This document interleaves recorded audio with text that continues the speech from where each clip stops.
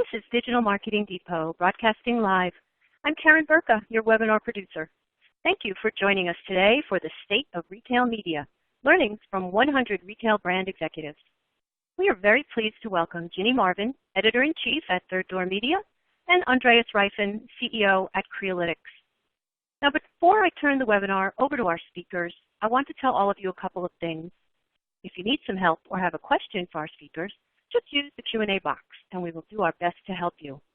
If you want to tell a friend, learn more about our sponsor, Crealytics, or Digital Marketing Depot, there are some widgets at the bottom of your screen.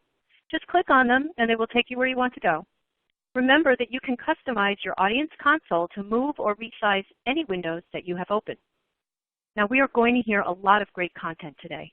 So I wanted to let you know we are recording this broadcast, and we will make it available for viewing on demand this afternoon. I'll send an email out when it's ready. So with that business taken care of, let me make some more formal introductions to today's presenters. Ginny Marvin manages day-to-day editorial operations across all of Third Door's publications. She writes about paid online marketing topics, including search, social, display, and retargeting for Search Engine Land, Marketing Land, and MarTech Today. With more than 15 years of marketing experience, Ginny has held both in-house and agency management positions. Andreas Reiffen is an entrepreneur, marketing technologist, and expert in data-driven advertising. His company, Crealytics, works exclusively in the retail sector and offers a holistic approach to search, shopping, and paid social campaigns. Andreas is a regular speaker at industry events worldwide. Now, you can see more complete bios and contact information for our speakers on the left side of your audience console. Remember, if you have questions for our industry experts, please make good use of that Q&A box anytime during our presentation. I'll get to as many of those questions live after the formal remarks. So with that, I'm going to turn the webinar over to Andreas to get us started. Andreas, there's our agenda for today. Thanks, Karen, for the introduction, and welcome, everyone. It's all about retail media today, and we'd like to start very top-down, give you a quick overview of macro trends and where the whole industry is going. Then Ginny will take over and give you a more detailed overview of retail media trends. We will then go one level deeper and take a look at a survey we conducted also about retail media to see what professionals predict will happen in the near future. And we will end this webinar with a discussion between Ginny and myself to take a look at the future of retail media. With this, let's jump right in and get started. So the overarching question is what's the future of retail and who will actually survive? We all know that it's a quite competitive space. In Western markets, it's mainly dominated by Amazon, and there's a lot of pressure on other retailers. In the Asian markets, it's mainly dominated by Alibaba. So let's take a look at what type of retailers are actually well positioned and who's going to make it. It's in total 4 different categories we identified, from which the first is scale. So it's companies which already have a lot of scale. As you can see at the bottom, we listed, for example, Walmart, Costco, Tesco, Carrefour. These are usually all brick-and-mortar players of companies with a substantial, larger brick-and-mortar presence than online, and they just are so powerful that they realize economies of scale, and it won't be easy to remove any of these really large-scale players in the market. The second category is actually companies which compete mainly on price. And in this category, we have companies like Primark, also the online grocers like Aldi and Lidl, TJ Maxx.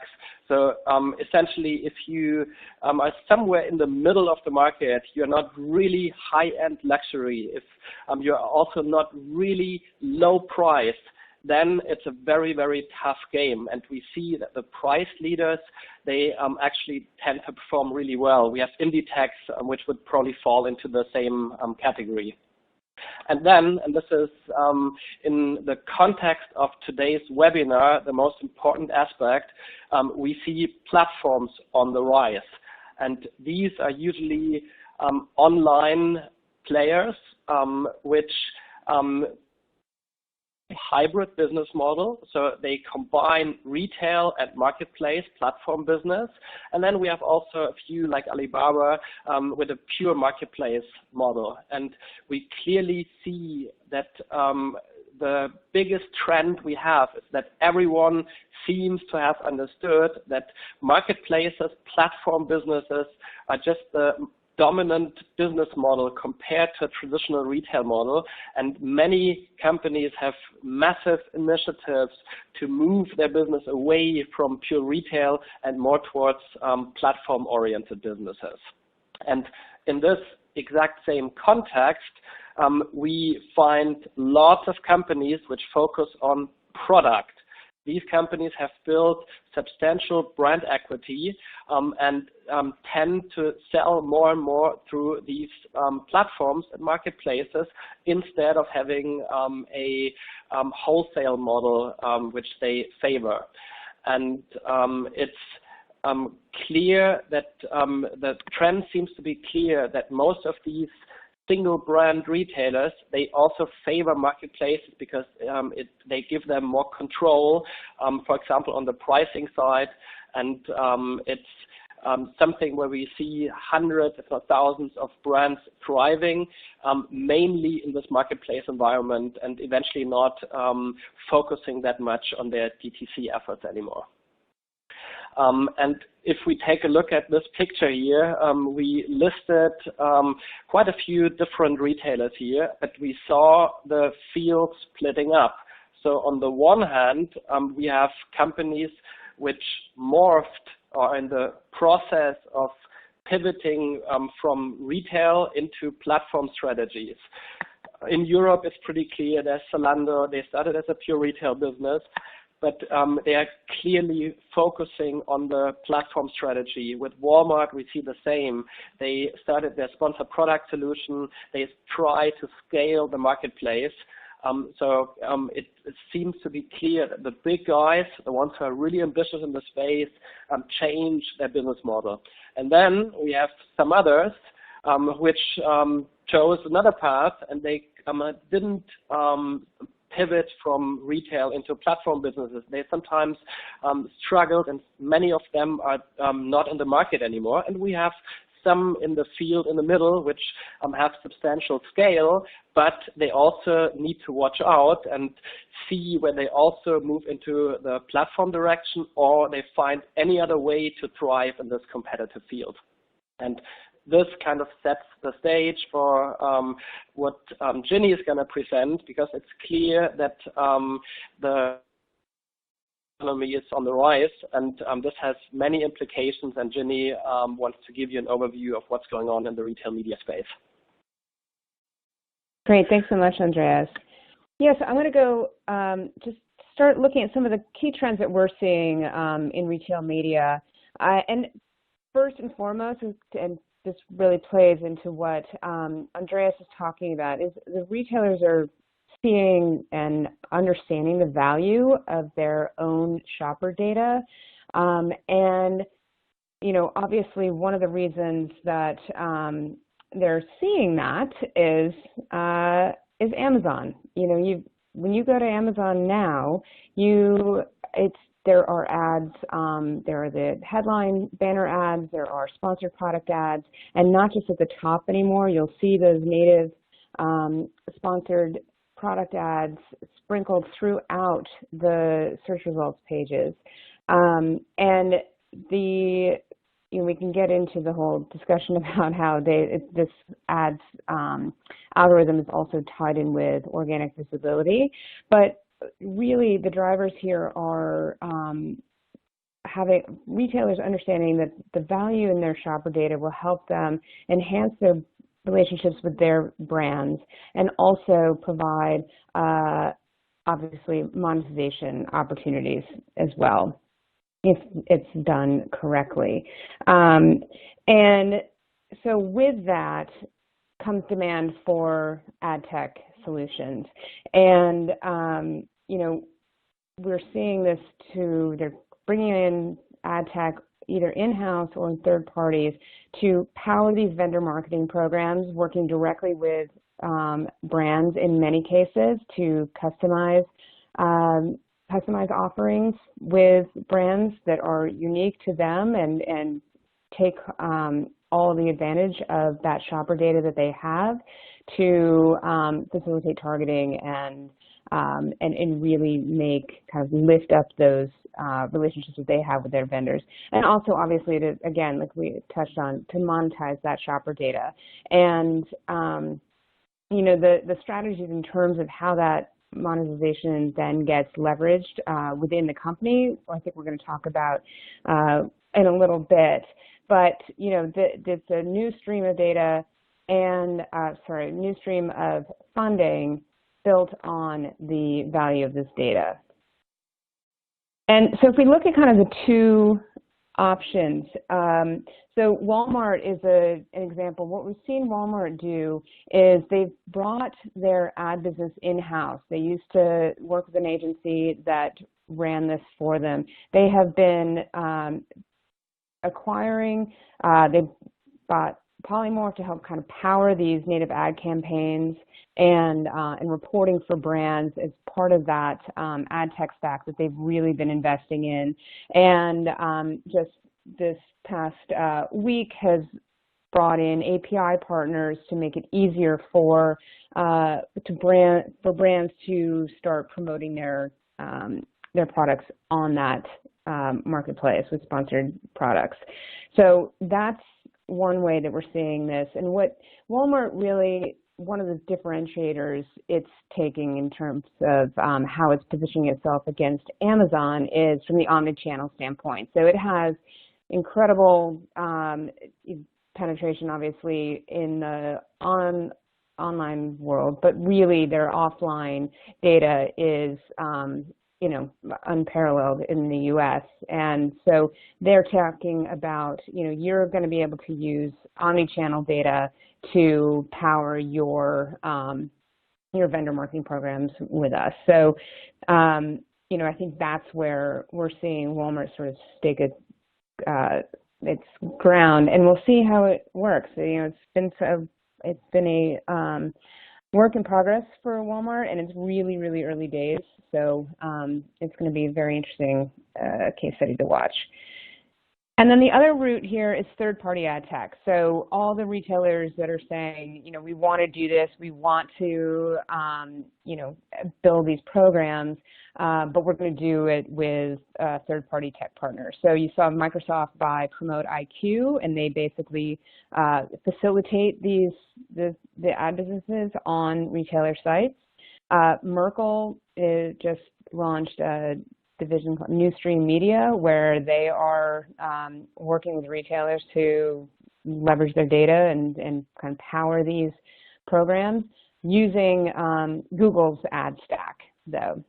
So you've got those two, and then you've got Criteo, which bought Hook Logic several years ago and turned that into Criteo sponsored products, which is, again, sort of just distributes ads across a network of retailers. So there are, you know, several approaches that we're seeing emerge in the market here.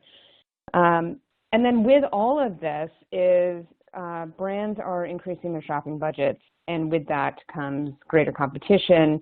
And we're seeing, you know, just looking at kind of the data that we saw over the period between Thanksgiving and Cyber Monday this past season, Google Shopping CPCs were up and shopping spend was up, and Amazon sponsored product spend also way up 50%.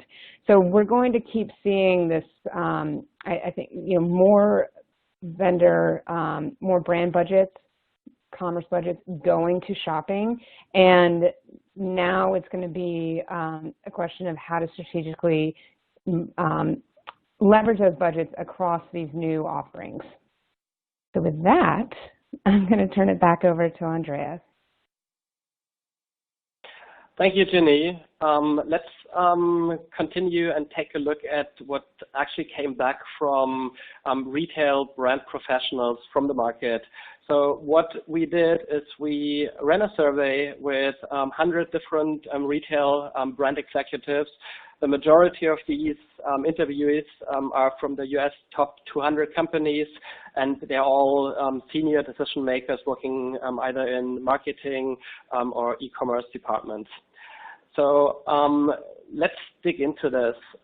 What's interesting is that 85% seem to sell their products through more than 5 online marketplaces.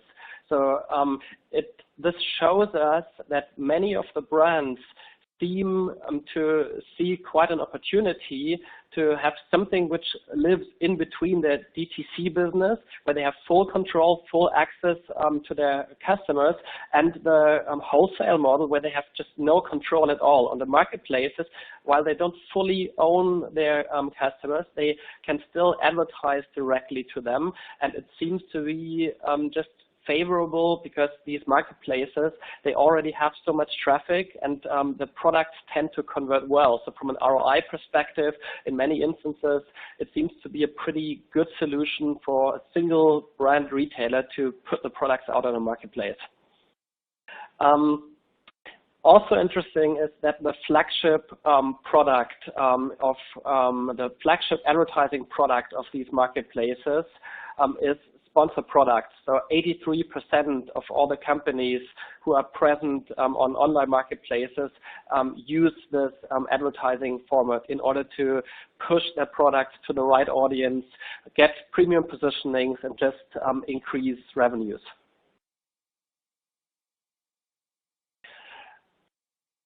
So let's talk a little bit about limitations these professionals see. So in the most prominent aspect here was that many complain about reporting capabilities of these marketplaces. So many of them perceive the reporting as being inferior and just not enough to deliver all the insights they would want to have. So essentially, you get some basic performance reporting, but there isn't a lot of transparency, for example, on the attribution side. One big topic seems to be incrementality. If you have your product already on Amazon, there is a way for consumers to find your products already. If you now advertise, you might get some premium positions, but the question is how much of this is incremental, and this is kind of intransparent, and lots of brands need to figure out how to deal with this. This is just one aspect of reporting capability so far, but it's definitely something brands have a lot of appetite to fix in order to find themselves in a position where they can actually confidently allocate budget. They know what ROI they're getting out, and without being blind and having this intransparent game. It seems that roughly 1/3 of the overall budget brands allocate go into sponsored products. So there are other advertising formats like on-site display. Then you can also co-fund off-site campaigns. You can run co-funded Google campaigns, for example. So there are several formats, but a quite substantial portion of the budget goes into the sponsored products. And with Walmart also now heading into this direction, as we heard from Ginny, this seems to be the dominating format also going forward. What's interesting to see, and also Ginny showed you this Amazon screenshot, is that initially sponsored products were just populating dedicated ad slots on the page. So in the header, for example, or on the side rail, what we see now is that this becomes more and more integrated with the organic ranking of products. So you see advertisements all over the page, in the main grid, on the right, on the top. So it's not limited anymore, which clearly shows where this is going. So it's kind of, it's becoming fully integrated with the whole shopping experience, and we wouldn't see these products, at least from a consumer perspective, as ads. It's in the end products people want to buy. The majority of brands plan to increase their investments in marketplace advertising and co-op in the course of the next 5 years, which to some extent reflects the situation in which these brands find themselves, where it's not that easy to convert your product profitably through your own site, where your assortment range is limited, where people have alternatives. They might find the same products on retailers, on marketplaces, and this is why many brands, although they might not like it, they expect that they will increase their investments as marketplaces are generally on the rise. We ask about challenges these people are facing, and the most interesting piece is the second one, in my opinion. They mentioned customer loyalty. If you run your own online store, you are in direct contact with your customers. You can remarket to them, you can email them, you can do whatever they want because you control and can build a relationship. On marketplaces, you are somewhat limited, and there's always this gatekeeper in between. And while many of the big platforms try to connect brands with consumers, they still control it to the full extent, and they can also monetize it. So you, as a brand selling through these marketplaces, you don't feel that you're actually owning your customers anymore, and this is one of the major concerns. The first point mentioned here, disruptors and competition, is mostly about the fast-moving space with lots of new companies coming up, with some companies being very, very dominant. If Amazon makes just one move, you have to follow. Then there might be Chinese companies copying your product, selling them at a low price point. So this is the context of this. But the customer loyalty piece is especially interesting if you want to get a sense for what strategy is best. Should you rather go direct to consumer, own web, or do you put your product on a marketplace? So far, so good. These are some of the highlights from the survey we ran, and we now have plenty of time with Ginny to discuss general trends we have in the market. Yeah. Ginny, let's get into it. Maybe we can start with some basics, because at least for me initially this was a bit confusing. There's retail media, marketplace advertising, co-op advertising, and these different names seem to be used synonymously.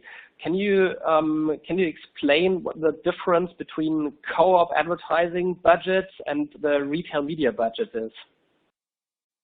Yes, that's a great question. So the co-op has been a staple of co-op vendor marketing, has been a staple of the brand retailer relationship for pre-internet days.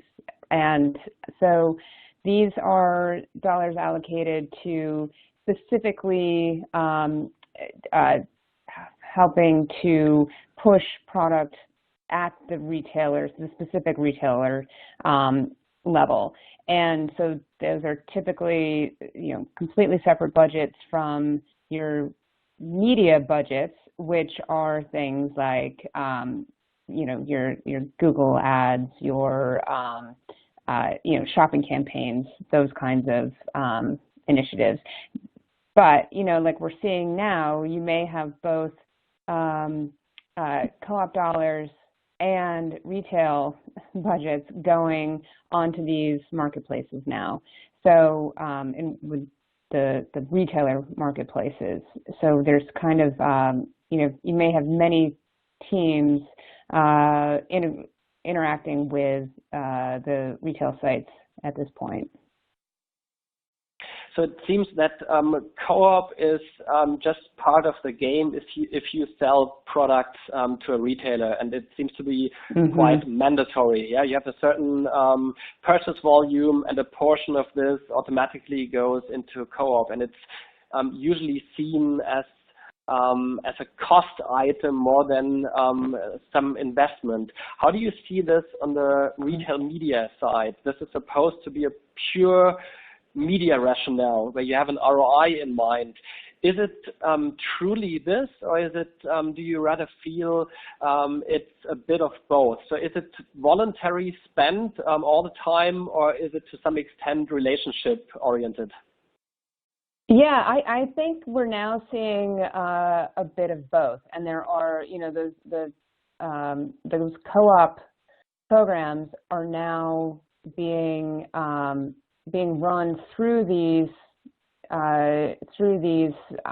whether it's in-house ad tech or the third-party ad tech. So if we step back a bit, so I was talking to the now Microsoft Promote IQ folks recently, and so they've announced the integration with Microsoft Advertising, and that program really is about these co-op budgets at this point, where the brands and the retailers have their programs in place and are customizing the whatever the inventory is, the offers, the media. So there's that aspect of it being able to run through the Promote IQ platform, but then there's also the retail media opportunities that are coming in too, and that's often a totally separate team, and they're looking at it from, I think both teams are looking at it from an ROI standpoint, but it's a much more, your typical media buy, performance media buy objective is being handled by that the media team, if that makes sense. So to boil it down, I think you're seeing it both. You're seeing both function through these systems now.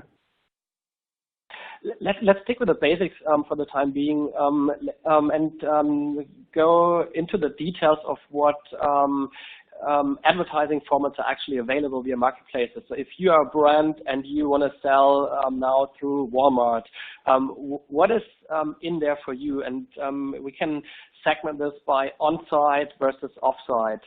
What do you see as key ad formats currently?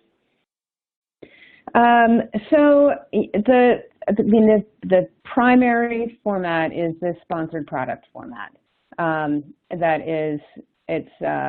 It's easy, it's structured, data driven, and it is the one beauty of them is, as we were talking about earlier with Amazon, is they are just flow right in natively with the product layout. So whether that's we're now seeing Amazon move from only having those native sponsored product ads at the top of the page, now being really woven right throughout the listing of products on the page. And so as you scroll, you're still going to see those sponsored product ads, interspersed with the organic content. So I think that first and foremost, but then we're also seeing interesting things happen with sort of display units and video as well. I think that's an area where there's going to be quite a bit happening in the video side of things, where native formats and kind of brand opportunities are going to come from video. I think we're going to see a lot more in that space. What do you think, Andreas? Yeah, and just wanted to, I think the sponsor products part is very clear. What you essentially said is retailers or platforms favor this because it's in reality not really advertising. You buy premium positions, but it's very native. It's in the end, from a consumer perspective, that's just products, or the sorting of the page is different based upon the bids coming from the brands. And this is just not distracting the shopping experience, and this is why lots of retailers are favoring this. What about, I mean, it's clear from a brand perspective that if you are on the marketplace and you're somewhere hidden on the 10th page, that you have an opportunity to push your products to the top of the first page and pay for these premium positions. What about the intent from all the marketplaces to also, let's call it what it probably is, get subsidies for their own advertising spend and want to outsource part of their search spend to the brands? You might know there are products from Google, for example, co-funded campaigns. As a brand, I can now add to the bids coming from the retailer already, or from the platform. Is this something you feel will grow bigger? Is this interesting, or are brands rather cautious and hesitant? Yeah, it's interesting because it's been so quiet on that. And I'm not sure why. There's just not a lot of conversation around that. But I think it's interesting. I do think there are interesting opportunities in that area. But I don't know. I mean, do you hear a lot of discussion about these kinds of programs? Yeah, I heard mixed. I get mixed feedback. So it seems that it depends on whether a brand is actually focusing on the DTC aspect of their business, selling through their own website. And in this case, you don't want to have other competitors bidding on your same products and still subsidizing the spend and increasing your competition. And these brands tend to be hesitant.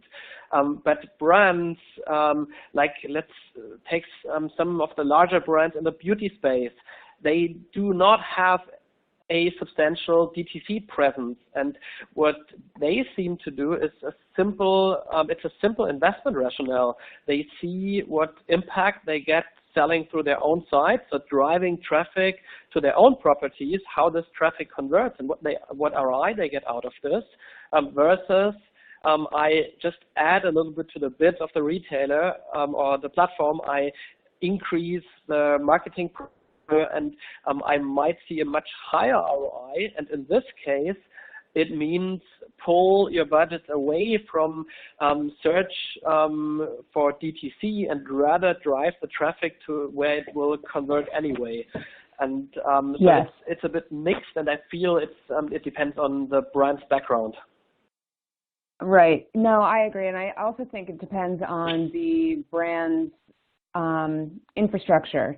So, you know, what's their shipping, what's their deliverability capabilities? Do they have to charge $10 to ship something that costs $8, for example? Whereas, you know, if they're selling and you're doing FBA through Amazon, you know, that's all built into that infrastructure. So I agree. I think I've seen brands that have built up, you know, they've invested in their own brand sites. They've got e-commerce going. Then they use it almost as a vanity storefront. You know, they're happy to take the sales and the you know, and the customers, but from an operational standpoint, it doesn't make a whole lot of sense for them because of those you know, infrastructure challenges. And the piece about measurability, I think, comes in here. So I've definitely seen brands who've said, look, and certainly tracking is getting better, but I've seen brands that just say, you know what, I'm just going to direct my Google traffic to my Amazon pages right now, especially like the holidays when shipping cut off happens and they're not able to ship anymore.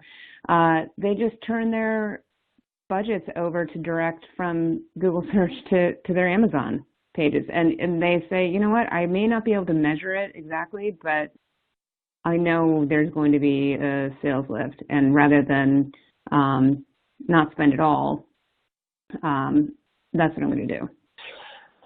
I think when it comes to the off-site ad formats, there's also a different problem, because in the end, if you advertise the products themselves, what you can do with dynamic remarketing, so you push the products to third-party publisher sites, people who click through do not necessarily end up buying that same product. So to some extent, if you as a brand do this, you subsidize the platform's off-site ad spend, you bring customers to the platform, but they might end up buying something else, which makes this a bit more difficult, and also from an ROI perspective, even, especially if you measure performance on your own product, not just traffic you brought to the platform, right. The ROI looks quite weak if a lot of traffic leaks to other third-party brands and eventually even your competitors. So for this reason, what we see is offline forward display is done rather from a branding perspective. So brands access a platform's audiences, and then they can target ads to these audiences. And this is rather seen as branding than anything else, and that's probably also the reason why it gets substantial budgets today. Mm-hmm. So going forward, it seems that platforms, marketplaces are the winning business model, which seem to replace traditional retail. First of all, do you agree with this assessment, and or what would you think the retail market could look like in 5 years from now? What will be the main actors? What landscape will we see? Oh, well, I wish I had my crystal ball. I think we are certainly going to see continued growth in the marketplace side of things. I think traditional retail, we know this, we've seen it really struggling. And I think now we're starting to really see the retailers I think are going to come out ahead are the ones that are really looking at the value of their shopper data, and the ones that can do interesting things to monetize that data and obviously support the brands that are selling on their sites. I think that's going to be the big differentiator. And one of the things that, again, some of the conversations I've been having with people, that the retailers that are thinking, 5 years out, 10 years out on this are really thinking strategically about that shopper data and how they are leveraging it, and then how they're going to be using the dollars that come in from it to fund future investment in their user experience and other programs that are going to help and support their overall customer stickiness and experience. Ginny, just theoretically, let's assume the marketplace trend keeps going as of today, and we end up with, let's say, 5 large e-commerce platforms at some point. What happens with Google then? So is it necessary, or does it still make sense to have an aggregator in between if all these products can be found on the marketplaces? Or do you rather think that the marketplaces themselves, let's take Amazon, will be the shopping search engine? What's going on there? Also, where do you think is Google's role in this game? Well, I mean, I think we've been seeing this play out in a really interesting way, and the surveys are kind of all over the place in terms of how the percentage of people that start their product search or product intent, shopping intent searches on Amazon versus Google, and we've seen that skew towards Amazon. And I would, not discount the power of the Prime membership in all of this as well. And on Google's side, we've seen the new shopping experience that really puts the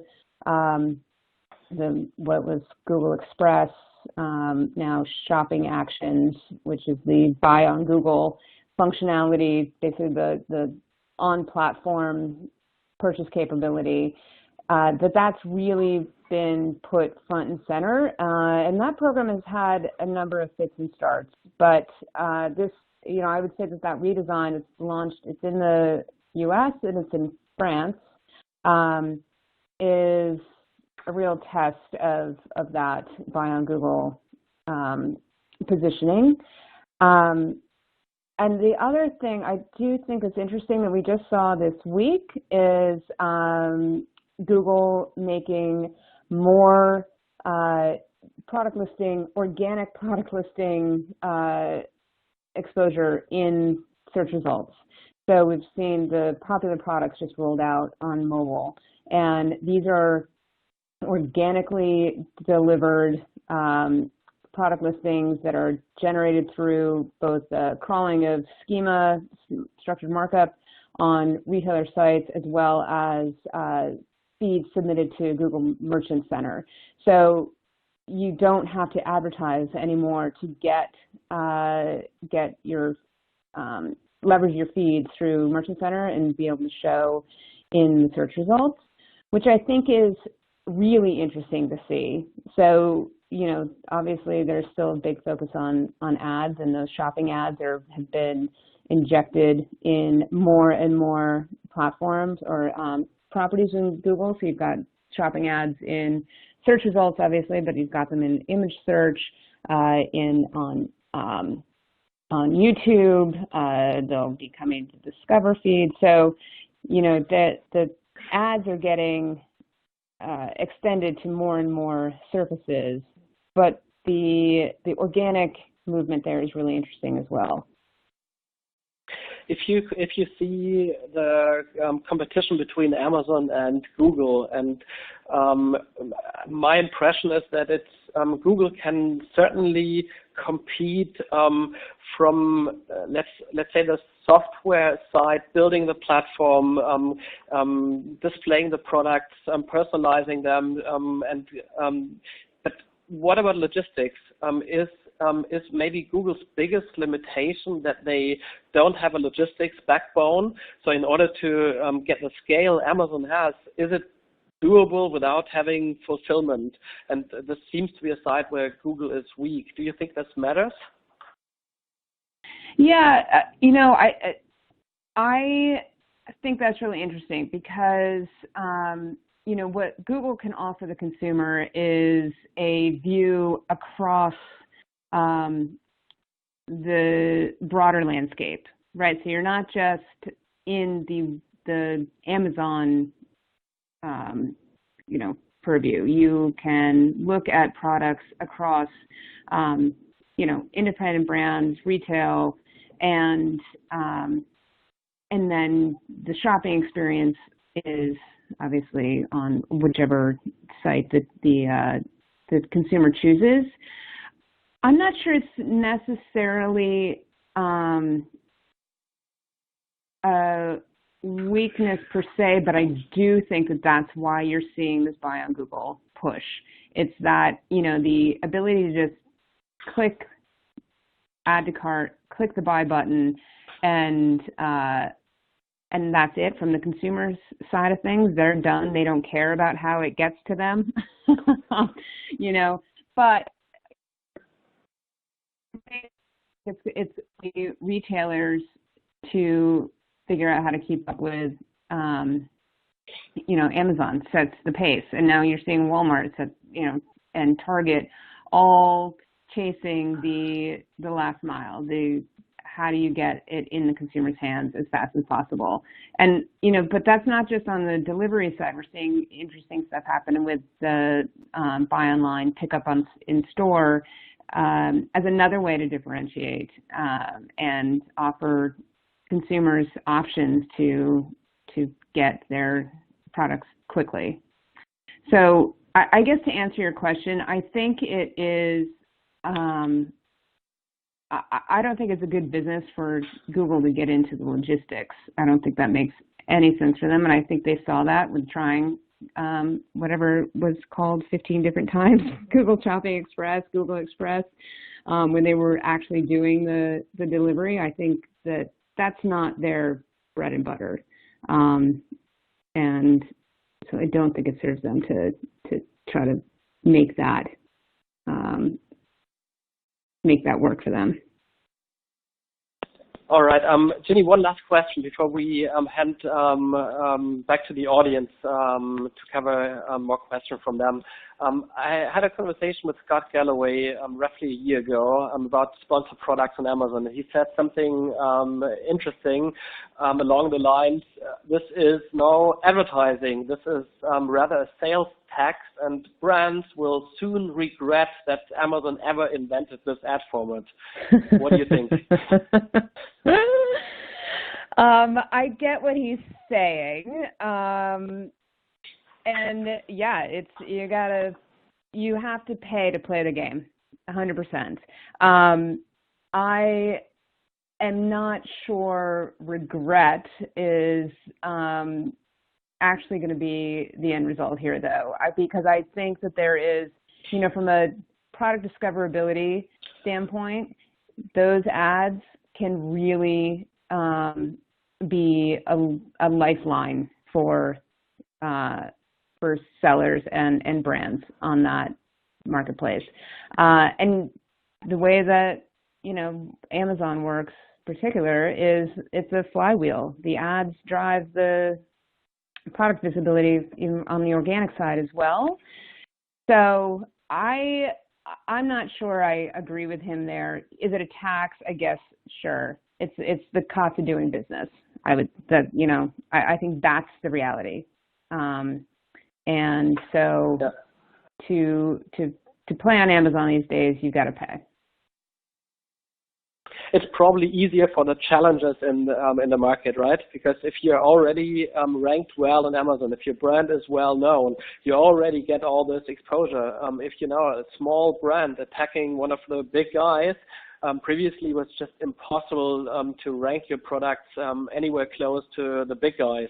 Now you can buy yourself into this, and if your product is good, you probably have an opportunity to scale much better. So for many, I would also agree it's an additional cost of doing business with Amazon, which is of course not favorable by itself. Right. With this, Karen, I would hand back to you, and let's see whether we have questions from the audience as well. Thanks a lot, Ginny. Thank you. Thanks, Andy, and yes, thanks, Ginny. This has been a fascinating conversation. I've been sitting listening, and our audience has been as well, and has sent in lots of questions to us. So I think you have both sort of jarred people's interest in what they have in terms of their own questions for our two experts here. So let's get right to them. We have a few minutes left. Audience, if you're out there and you have a question that you haven't submitted yet, go ahead and get that into us. We'll try and find time for it, okay? All right, let's start with this one. I'm going to push this up to the slide area. What I'll do is read it out loud and then ask one of you to answer it first. And I think what we'll do is we'll let Ginny take a little bit of a breath. And Andy, I'm going to have you answer this first. So how do you see a trend of brands providing their own shopper data with retailers and marketplaces for mutual benefit? So we talked about data ownership. Is there a way to sort of share this so that all of the vendors involved can benefit? Very interesting concept. Actually, to be honest, I haven't yet. So far, it's mainly the platforms sharing insights back to the brand so that they can connect with their consumers.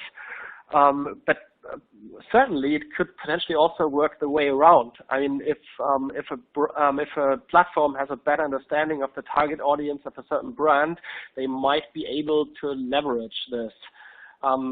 So in order to go much deeper in this, I would probably need a live conversation with the one who raised that question. But again, I haven't heard of it, but seems reasonable and could definitely be done. So far, it's working the other way around. Ginny, how about from your end? Well, it's a really interesting question and makes me start thinking about lookalike audience targeting capabilities on some of these marketplaces and how and whether that would be really effective, because that's one way that could help you be able to pull your data in to target lookalikes. So I don't know. I think it's a really interesting question. Like Andreas, I haven't seen a lot of that happening. I've seen it the other way around. But all right, let's keep going then.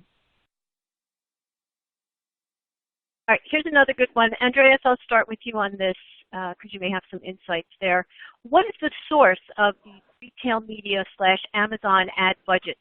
What percentage of it is new budget versus shifting from other ad budgets, for example, search or TV? That's another good question. Yeah, so I mean, what's the context of this question? It's we saw these discussions for years now that with the rise of Amazon advertising, whether or not or to what extent this affected the Google spend overall, and whether it's cannibalizing the Google spend or it's rather an additional spend companies do on Amazon. It's actually hard to really dissect this completely, but let's maybe approach this from the angle, how does a brand make investment decisions? And if a brand is spending on their DTC channels and on Amazon, what they ideally, if they're sophisticated enough, should do, they should understand the different cost structures of the different channels. Because DTC, you have probably higher logistics costs, but you have a larger margin, you have a more substantial customer lifetime value, people come back, you can remarket to them and so on. While on marketplaces, you pay the marketplace commission, totally different. So both, you can also assess what your return of investment is. And I mentioned this before. If you conclusion that your the bang of your ad dollar on DTC is lower, weaker than if you invest this money on marketplaces, you would definitely start pulling away budgets from DTC and reallocate them on marketplaces.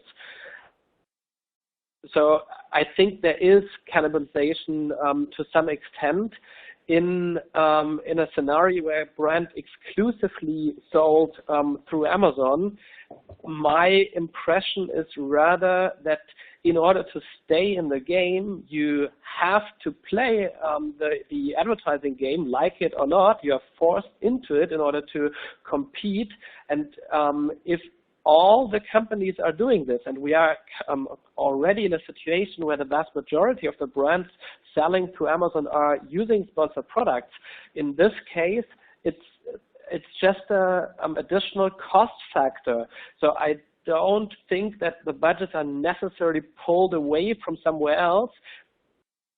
Also, to some extent, go at the expense of the bottom line profitability, because that's what Scott Galloway actually referred to. He said if they're all doing it, you get the same amount of traffic, but your cost is much higher. So I think that it's a smart mechanism also for Amazon to extract more money from their partners. So to summarize, I think partially, yes, there is some cannibalization. We see budgets coming from search, but also partially it's just an additional budget at eventually not the right comparative impact you could get. Ginny, do you hear anything differently in your conversation? We did a survey, I want to say at the end of 2018, and that it pretty much reflected what Andreas was saying. It was about 55% said that their budgets are coming from incremental dollars and not coming out of existing budgets, but a little less than a third, around 30% were coming from search, and then kind of dwindled down from display, other advertising budgets, some from paid social, but the vast majority was, separate incremental budget. So. All right, we're starting to run short on time, but I wanted to get to this last question. And Andy, I'll let you start with this.